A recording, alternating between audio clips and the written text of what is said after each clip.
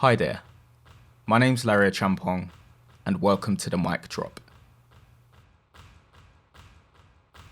The Mic Drop is a collaborative podcast with the sole purpose of creating a space for migrants, by migrants, exercising agency and exchange for a shared space of collective thinking, storytelling, and debate. It is created for a long-term collaboration between members of Many Hands, One Heart, and myself, supported by Heart of Glass.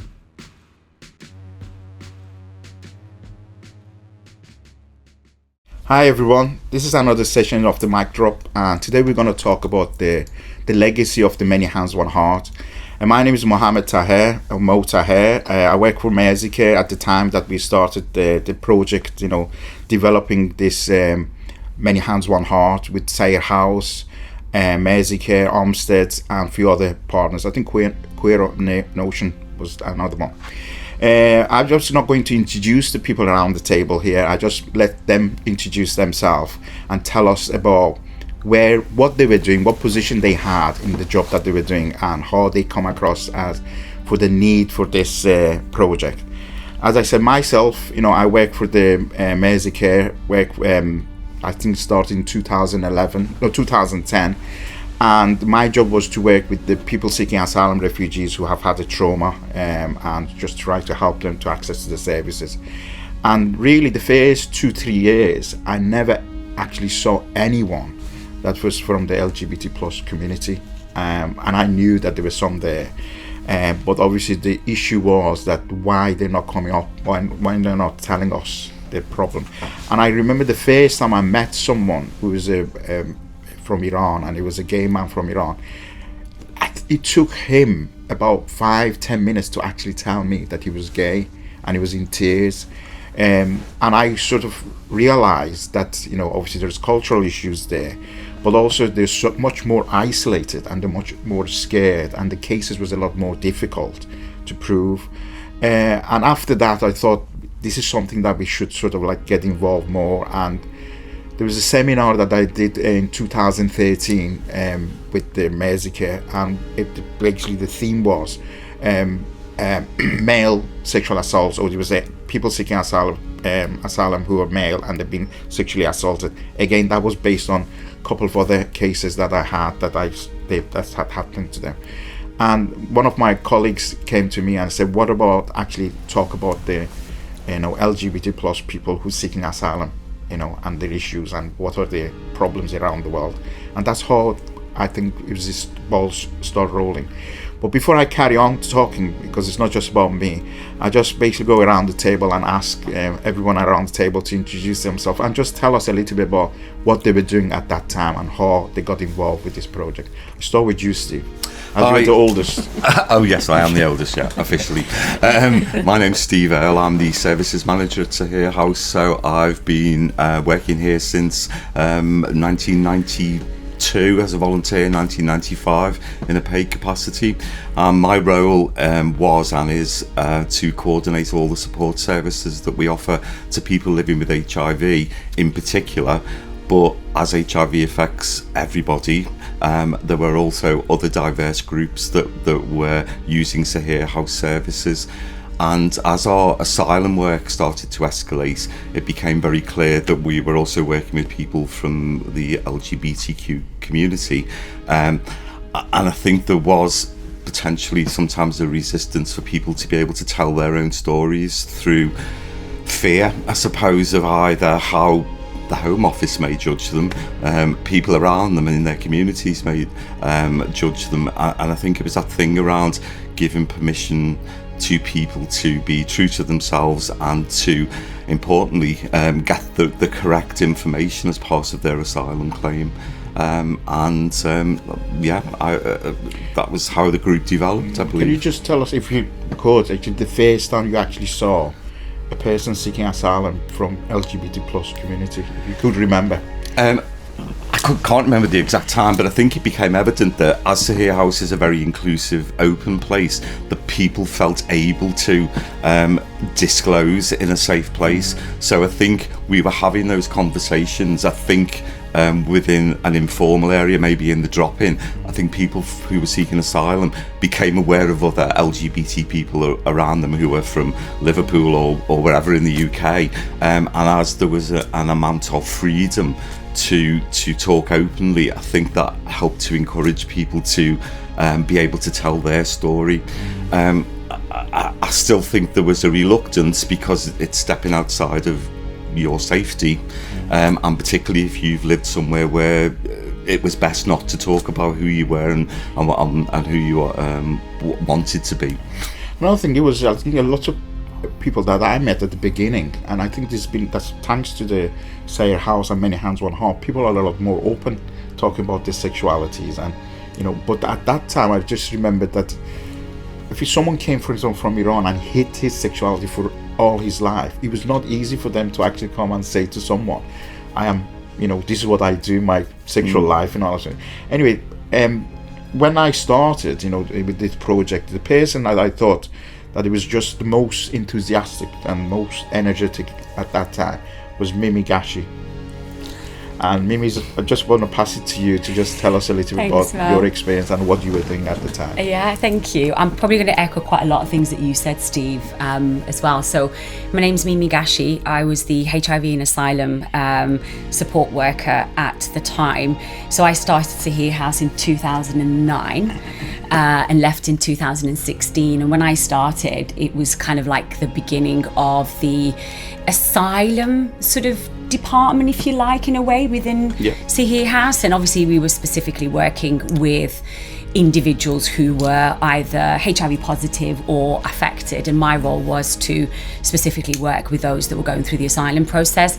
And I think whilst I was in Sahir House, like Steve says, we had a very positive reputation to sort of working with a very diverse group of individuals. We were very welcoming. It was an open door service to everyone and anyone, really. And I think as that sort of developed, the message kind of got out there around the passionate work that we were doing, really, and the kind of the acceptance of the organisation, and the kind of the inclusion that we had as well. And I think some people may disagree when I say this, and I may sound a bit controversial, but I think we were very confident in challenging certain sort of services, so certain statutory services, if you like, in terms of sort of decision making and policies and so on. And I think it became more and more apparent with the cases that we were working that there was a real issue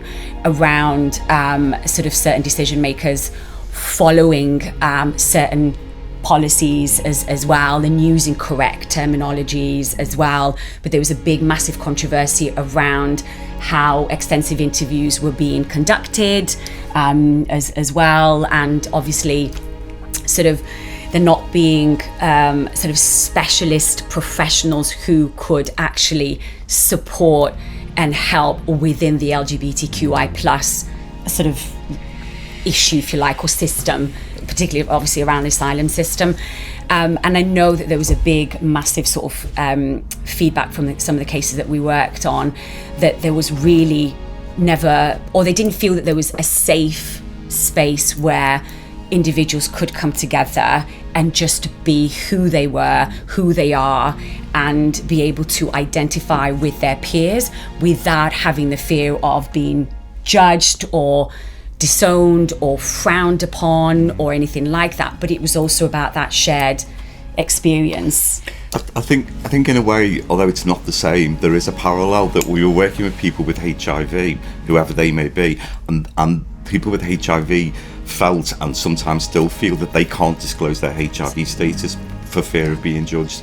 And in a way, some people felt that their sexuality couldn't be part of who they were or the story they needed to tell because of that judgment by society. Steve, another thing is we're talking about society and we're talking about the Home Office, but also I wanted to see your views about other supported agencies, without naming anyone. I mean, I felt that a lot of times, the services they were providing, they were helping them, but it was not really tailored to, it wasn't addressing their sort of needs, really. Sorry, Steve. No. I think it's a thing, isn't it? If you want to support someone, you need to know as much as that person wants to tell you about themselves, so that you can look at all the different options of support that might be available. And if you work for an organisation that doesn't go down that route and ask certain questions or make it safe to disclose or to talk about issues, you're only going to get half a story. And potentially something as serious as an asylum claim, if you're not able to tell the whole story or the picture that you want to say, then maybe that claim, won't be valid because the person is shut down and can't give all that information, because all those extras help all the professionals around. So a solicitor needs all that information so that they can look at the legal routes that they might need to go down. What about? Yeah, I think just going back to what you were saying, Steve, about the parallels between those that, diagnosed with HIV and the shame and the stigma that HIV unfortunately still kind of carries, the individuals that we were supporting who identified, within that sort of group, they had sort of multiple layers of trauma that they had to go through, and kind of multiple layers of different journeys of exploring themselves. So it was kind of like, yes, it was their diagnosis, but then it was also this kind of, who am I? How do I identify? Who is going to accept me? But also, where can I say this? Like, where can I tell this? And I think, just going back to what you're saying about the services, Mo, I think there was, some services that kind of accepted that maybe they needed to improve slightly and be a bit more approachable and a bit more accepting. But I think there was a bit of sort of a combination of fear and reluctancy to fully sort of commit to that particular group of people because of the fear of maybe getting it wrong. It didn't kind of fit in within the aims and the ethos of their kind of organisation. That's right. Yeah. Because some of them, they were like a religious, sort of group, and again, people didn't think it was for them to go and tell them about sexuality. We're going a little bit, just going back again. First of all, I wanted to introduce as well Shereen. Shereen, just tell us what you do, because you weren't there at the beginning. And then I came a little bit after. So I started working at Sahir House in 2016. I think the same year Mimi left, and my role was a HIV support worker, and that kind of grew into Asylum and advocacy caseworker. And now I also facilitate Many Hands One Heart as well. I think another element of what we were discussing as well for the members is the Home Office rhetoric of okay, so you're saying that you're gay, but prove it, or you're LGBT, but prove it. And I think because there was a lack of services available for the LGBT plus community, that for people seeking asylum or refugees at the time, that they weren't kind of able to provide any evidence of their sexuality a lot of the time. So there was a big need from that point of view. Sahir House did that, and that really helped. Because I read somewhere, I'm not saying that this is because of Sahir House or because of what we did here, but before I read somewhere that it was 98% of the LGBT plus people seeking asylum were rejected the first interview. And when we started with the Many Hands One Heart, I don't know what is the figure, you can tell us, but it was just quite a high portion of the people who were a member of the Many Hands One Heart, they were getting accepted just because we were supporting the case, Sahir House was. We're just going to go back right to the start. Thanks very much, Shereen. It's just going now where we were and sort of like, what we were doing at the time. It is also very appropriate to mention Jennifer Neo as well. Absolutely. Who's not, unfortunately, she's not here. Hopefully, she's going to add to this later on. I just, maybe you or both of you want to talk about her role and what she was doing. Jennifer New is just absolutely amazing. She was so proactive in her research and what she did, and I think there's a lot of this group that we do owe to Jennifer, because bearing in mind the group was kind of done in a sort of voluntary basis in a way, the way that it was set up. So I had my pay job, Steve had his pay job, and then Jennifer kind of took the lead with it a little bit, didn't she, Steve? And she sort of did the whole kind of organisational aspect of, getting the group together and booking rooms and theming the group sessions, didn't she, and stuff. And So Jennifer, if I remember correctly, she might maybe disagree with part of how I remember the history to be or the story, but she came on a placement in Sahir House, and obviously we took her on, and I think, Steve, were you supervising or were we sharing? No. I think the organisation, and I think probably other people in who were involved in placement coordination. But she came. We've always taken students on placements for specific tasks, but this was very individual in that she was doing her degree and identified a piece of work to write her thesis on. I think it all sort of came about at the right time, because we were identifying people who recognised themselves as LGBTQ, and in a way that was stuck, and it was about moving that on so that we as an organisation could offer the relevant sort of support and peer support that then aided the application for asylum. And in a way it was sort of going a bit beyond of what we were supposed to do, because primarily we're a HIV organisation, but I suppose it helped us on our path to look at diversifying the support we give to broader groups of people because of our expertise in supporting people who were marginalised. It was about moving with the time and with the issues at that time, wasn't it? Because when we, I did my first transgender case with Sahir House, and I mean that in itself was a journey for me, a professional journey for me, because I'd never worked on a transgender case before, and it was actually that sort of case as well that really influenced us and pushed us even more to then sort of streamline or fine-line kind of Jennifer's research, because her research I think was predominantly focusing around sort of the general asylum system, if you like, and that kind of journey and the decision making.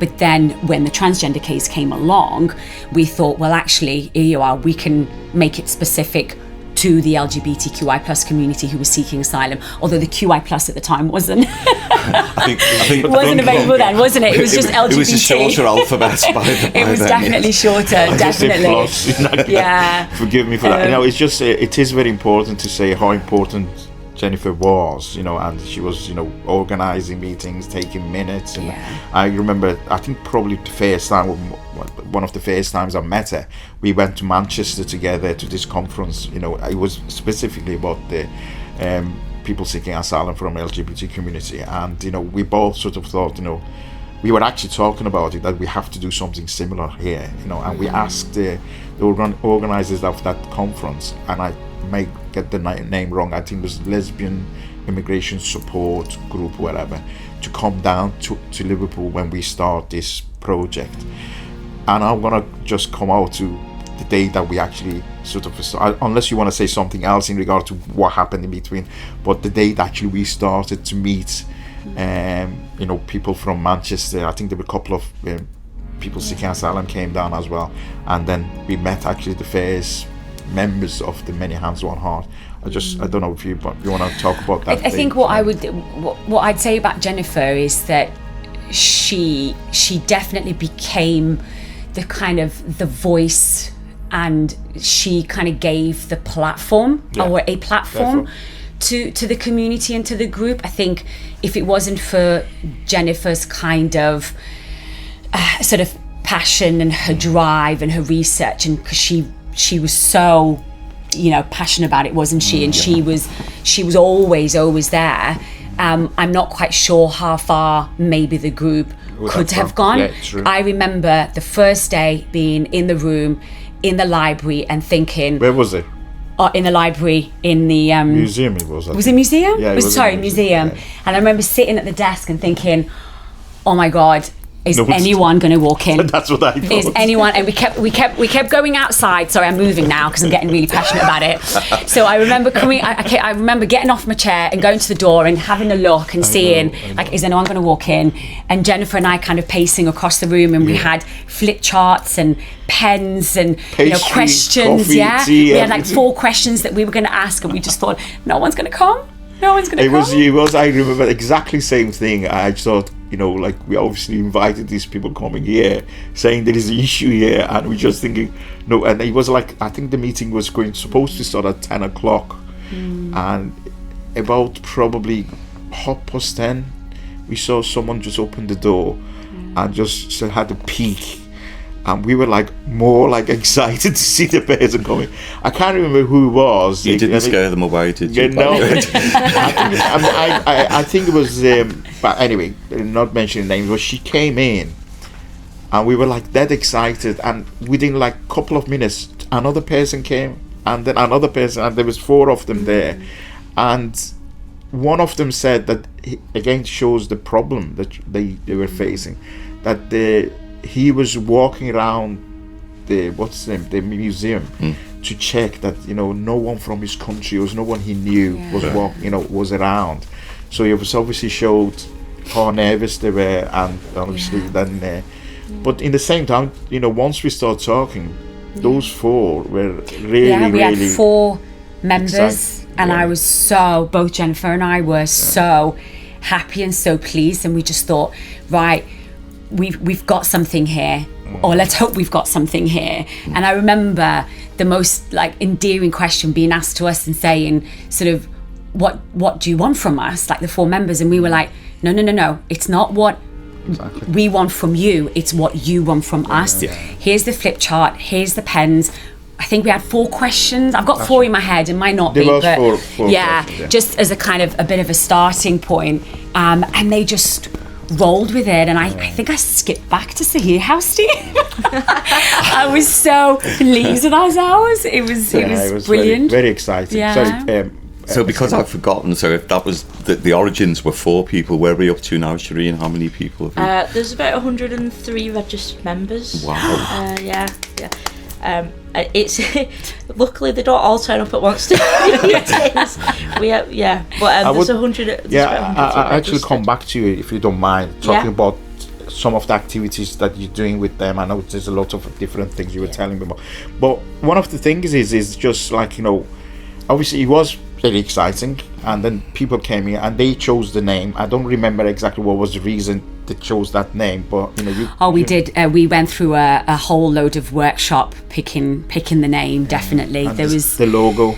Yeah, the logo, the name. There was a lot of suggestions and feedbacks and discussions, but it was totally owned by the members. Like Jen and I were just there to sort of guide and offer a bit of extra support if needed, but it was very much about giving them the platform of total ownership, of total kind of decision making, and putting their own stamp on it, and their own, literally like their own identity to it, and making it their own sort of meaning and what they wanted it to sort of be. And then the heart and the symbol. It is also I like to also say that Armstead had a role in the beginning as well, because they provide us the venue and they did. The support as well, and they did that for a long time.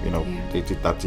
Obviously we had some of the meetings in Sahir House, but if I remember rightly, they supported a couple of our members as well, more like individually on a one-to-one as well. And sorry, I think we had a discussion around where the group should meet, and although Sahir House was maybe the lead partner in that setup, we felt it was important that they met within a gay space, within the gay community, because we felt they needed to have those connections in a broader world about Liverpool and where places they could go. So I think that we would have some bigger meetings over in our building. But I think from those early days we felt it was important it took place there. And another person I was going to, if you don't mind, to mention is Meryl Kuzak was my manager at the time, and I she actually met her a couple of weeks ago, and we was talking about this, and she said actually Mezik is financially supported the project at the beginning, but also another thing is she actually gave me total freedom and that was really she was a great support. She really understood the situation. She was really sort of supportive. All right, where we're gonna go now is talking a little bit about maybe some of the difficulties we had, because we talk about we were excited and stuff like that, but it wasn't always easy ride as well, and I just wanted to a little bit talk about some of the members, the dynamics, and what was going on in the meeting. What are the issues that we had at the beginning? I think the start of it was sort of to try and kind of theme the meetings or / the workshops, depending on what were the issues that we were seeing in the beginning. So there was a lot of obviously sessions that we put on around sort of mental health, and the police came out and did talks. We had solicitors and immigration advisors sort of come out and speak to the group as well. We did have to tread very carefully around things like doing support letters and what we'd, whether we would do them, and if we did, what kind of structure and systems and processes we would put in place. So there was this whole idea that, members were expected to be part of the group for a certain period of time, so we could build the relationship, the trust, we could understand the cases, and then see what type of support that we could give. But I think what the really great thing that came out of it was that actually individuals were going to each other's hearings in Manchester to support their own peers who were going through the same process, the same difficulties as they were. And for some of those individuals, we never paid for the travel ticket. It came out of their own. No. For some, we didn't. Some of them paid out of their own pocket or, through, I don't know, other means that they may have had. But there was people who actually organised themselves, took themselves to support individuals during their cases and stuff like that. And that was brilliant. It's what we wanted, one of the things we wanted out of it. It was, in my memory, one of the things was, there was a bit of a banter, and the meetings was always like, a bit of a fun and the seriousness as well. I was sometimes used to get a little bit, not disheartened, but once they get this status, a lot of them at the beginning, they weren't coming back to the meetings. I think that's I don't think that's the situation now, is Shereen, is it? Because we got members that they got the status, but they're still, Yeah, we've got long-standing members. I think that I've built up a lot of friendships in the group, and the group is kind of becoming more peer-led. Members are becoming more empowered, and it's great to see, because for somebody new coming into the group, to have somebody that's been there for a long time setting that example, showing them what they can potentially be, or guiding them in a different way, it's just it would be actually a good idea. Just tell us a little about some of the activities they do. And as you said, I know actually few members of the group that they actually actively organizing things, and and obviously we're going to talk about the Ida Hobbit as well, but I just want you to tell us a little about the some of the activities you do now. Yeah, we're doing quite a lot at the moment, so we're still doing the advice side of things, so solicitors are still delivering legal workshops around the asylum process, navigating it as an LGBT person, knowing your housing rights. We're still doing things with the police around reporting hate crime, and we're still doing advice and information sessions, drop-in sessions, but we're also doing lots of physical activities. We've kind of expanded as well, so we're doing we do tennis, swimming, we did martial arts, we're doing yoga with the group, and then we're also there's a campaigning element of the group as well, so we campaign around, for instance, recently there was the Nationality and Borders Bill, and also the government's talk of deporting people to Rwanda, so the group themselves felt like they needed to do something and have a response to that, so we met quite recently to talk about how we're going to lead a march up to the Home Office, and this is, I'm kind of guiding, but this is the group kind of coming up with these things themselves, and that's the aim of the group. It just shows how much we've come. Absolutely. I remember, sorry, Mimi, I know you want to. I remember that we had to explain to them what is pride. Do you remember? It's a pride, Liverpool pride. And what is pride? I said, well, the celebration of the, being. They were just like, they didn't know. Oh, sorry, you wanted to say something? No, that's right. Well, I was just going to kind of touch on what Shereen was saying around the group being sort of peer-led, because that was the exactly sort of the outcome that we wanted out of the group. We wanted the group to totally lead themselves, to be absolutely empowered, to sort of kind of own the group in a way as well, but be able to sort of do it professionally and sensibly, and kind of be considerate and so on. And it's great to hear that started off with 4 members, now it's 100 plus, and they're leading it with themselves in terms of what they want to do, the directions that they want to take and everything.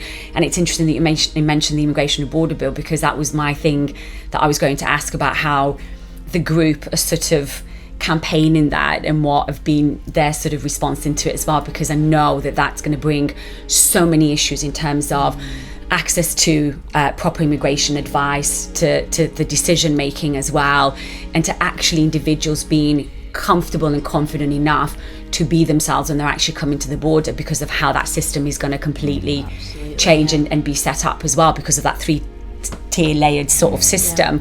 And it's great to hear about that sort of the march, and for them to sort of still have their voices heard really and push for that. Absolutely, yeah. I mean, an example, we actually have one of the members are actually fleeing from Rwanda as a lesbian.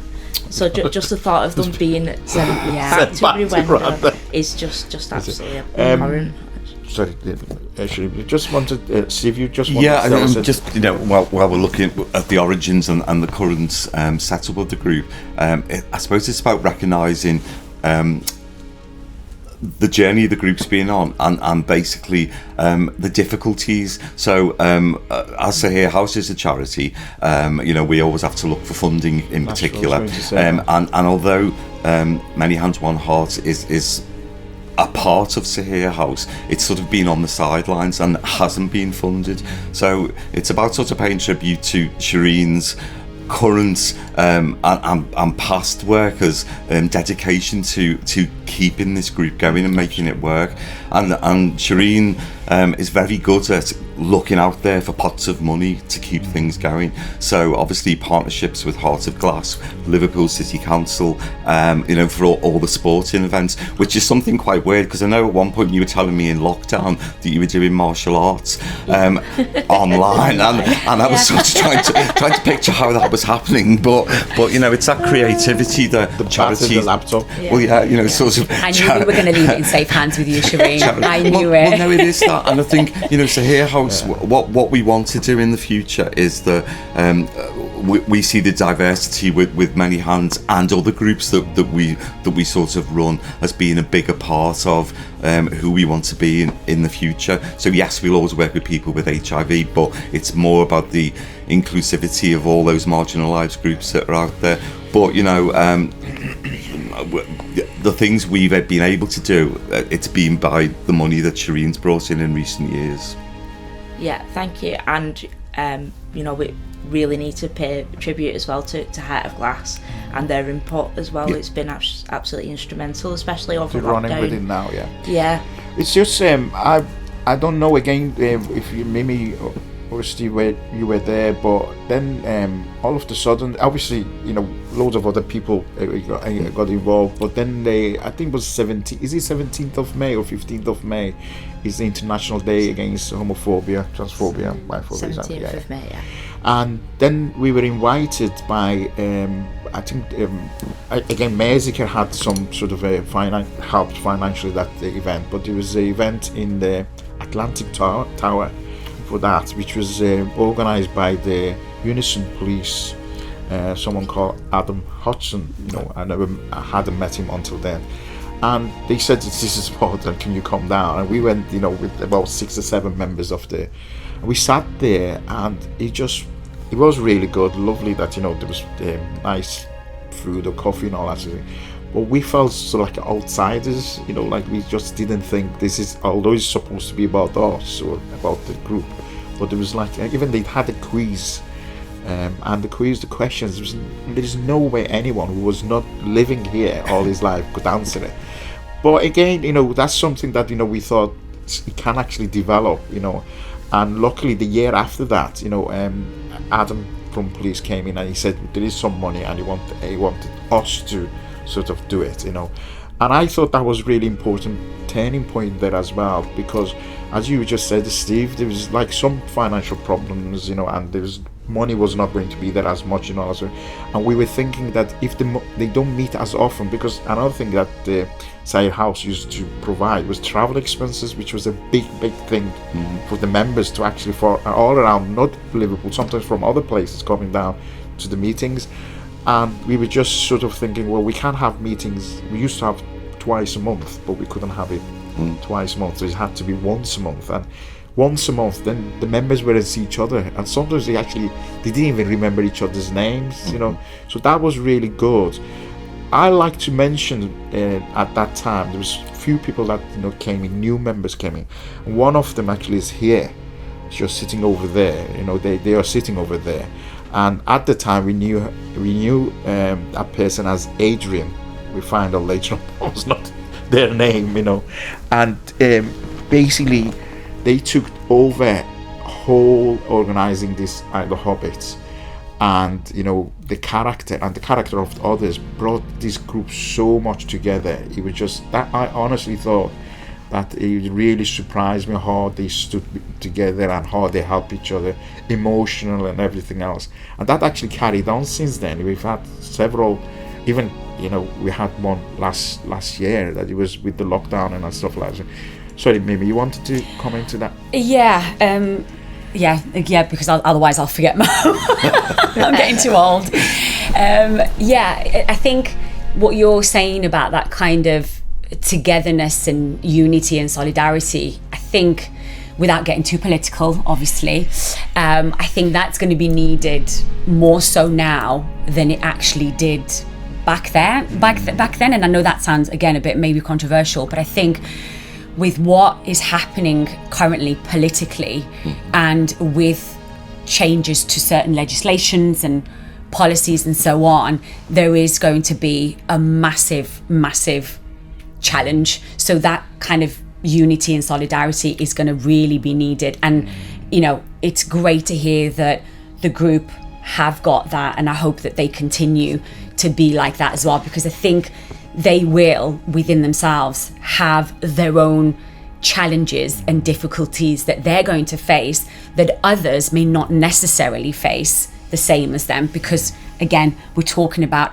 multiple layers of issues that are going to come through with that, because it's not just about the sort of the journey that they take or they experience, and God knows what they experience in that journey. We don't usually sometimes find out until like maybe 2 or 3 years down the asylum process.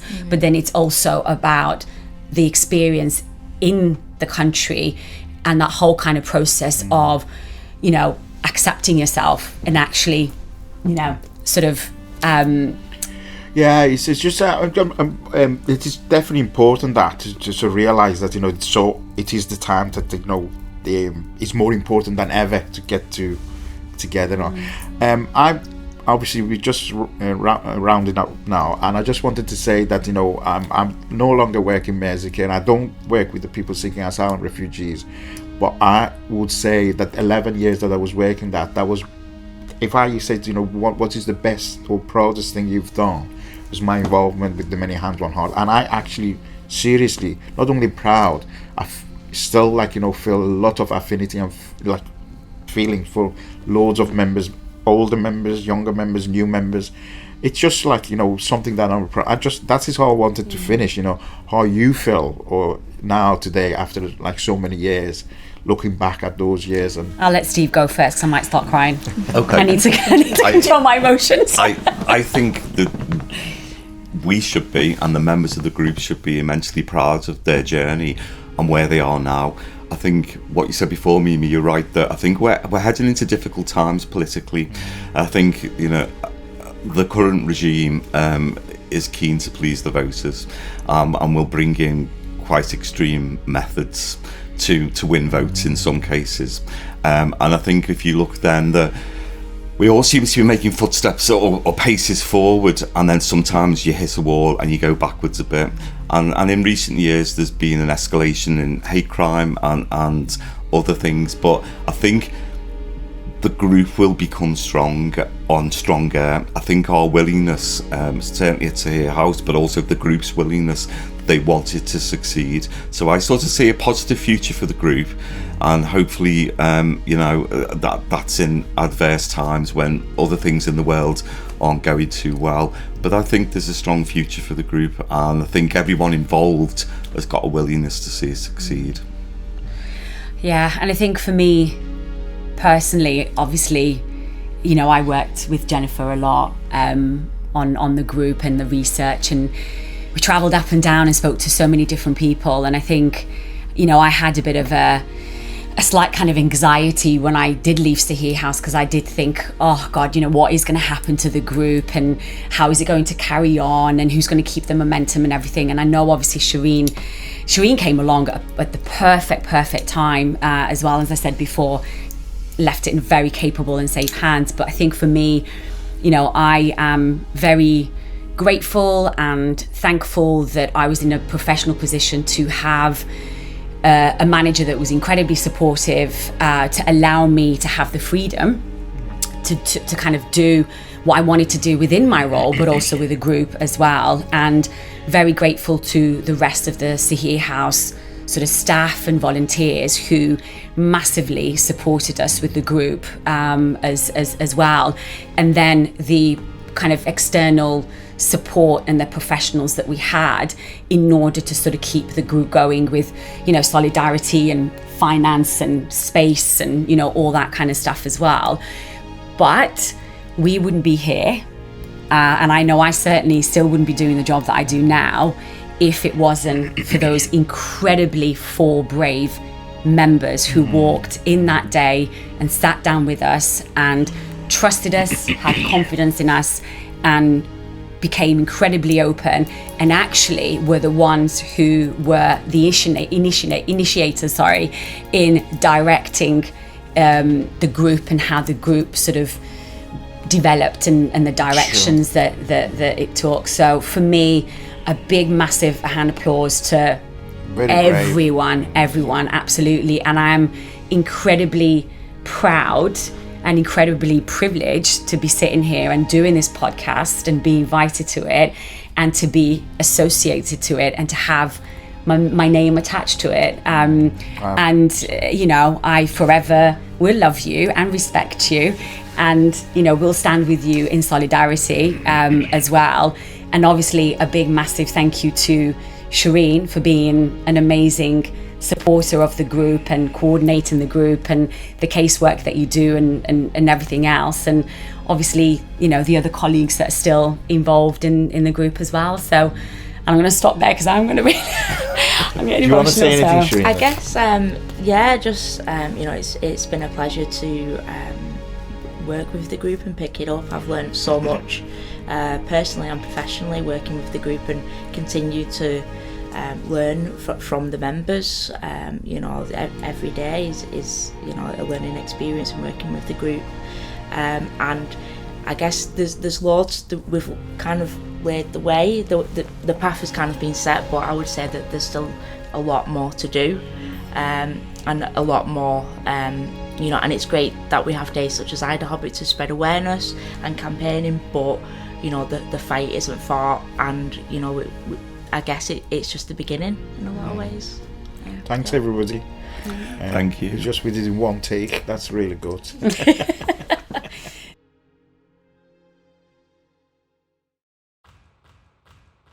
My name's Achiampong, and thank you for listening to The Mic Drop.